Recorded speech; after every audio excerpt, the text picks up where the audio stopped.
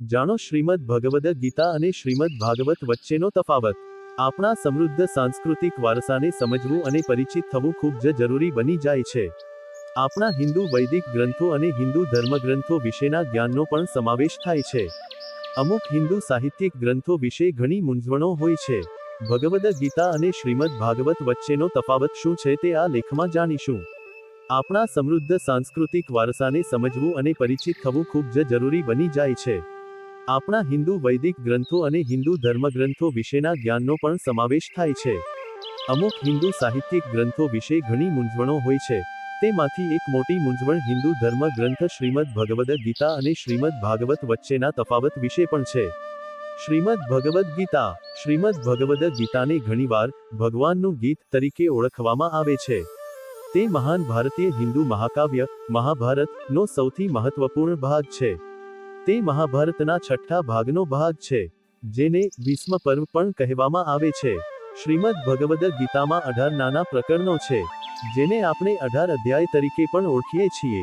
શ્રીમદ ભગવદ ગીતામાં લગભગ 700 શ્લોકોનો સમાવેશ છે, અને તે હિન્દુ ધર્મના સૌથી મહત્વપૂર્ણ ધાર્મિક ગ્રંથોમાંનો એક ગ્રંથ માનવામાં આવે છે।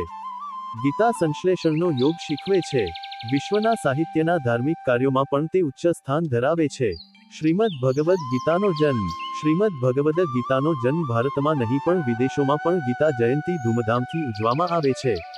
ગીતા જયંતી આપણને એ પવન ઉપદેશની યાદ અપાવે છે જે શ્રી કૃષ્ણએ મોહમાં ફસાયેલા અર્જુનને આપ્યો હતો। ગીતાના ઉપદેશ ખાલી ઉપદેશ નથી, પણ આ એક જીવન કેવી રીતે જીવવું તે આપણને શીખવે છે। માન્યતા એવી છે કે કુરુક્ષેત્રના મેદાનમાં અર્જુન તેના વિરોધમાં પરિવારના સભ્યો અને સંબંધીઓને જોઈ ભયભીત થઈ ગયો હતા। સાહસ અને વિશ્વાસથી ભરેલા અર્જુન મહાન યુદ્ધની શરૂઆત પૂર્વે રથ પર બેસીને યુદ્ધને મુલતવી રાખે છે। તે શ્રી કૃષ્ણને કહે છે કે હું યુદ્ધ નહીં કરું, હું પૂજ્ય ગુરુઓ અને સંબંધીઓની હત્યા કરીને રાજ્યની ખુશી નથી ઈચ્છતો।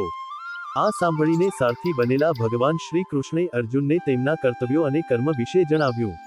તેમને આત્મા પરમાત્માથી લઈને ધર્મ કર્મથી જોડાયેલી દરેક શંકાનું નિદાન કર્યું। ભગવાન શ્રી કૃષ્ણ અને અર્જુન વચ્ચે થયેલો સંવાદ શ્રીમદ ભગવદ ગીતા છે। શ્રીમદ ભાગવત।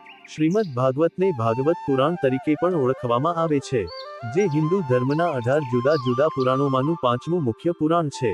તેને તમામ વેદોનો સાર માનવામાં આવે છે। શ્રીમદ ભાગવતમાં 335 પ્રકરણોમાં 18,000 શ્લોકોનો સમાવેશ છે અને તેમાં પુસ્તકોના 12 પેટા વિભાગો છે।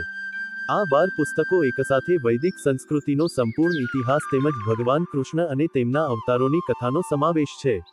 તો મિત્રો, તમને આ વિડિયો કેવો લાગ્યો જરૂરથી કમેન્ટ કરજો। જો સારો લાગ્યો હોય તો વિડિયોને લાઇક અને શેર કરજો અને અમારી ચેનલને સબસ્ક્રાઇબ કરજો। વિડિયો અંત સુધી જોવા બદલ ખૂબ ખૂબ આભાર। જય શ્રી કૃષ્ણ। રાધે રાધે।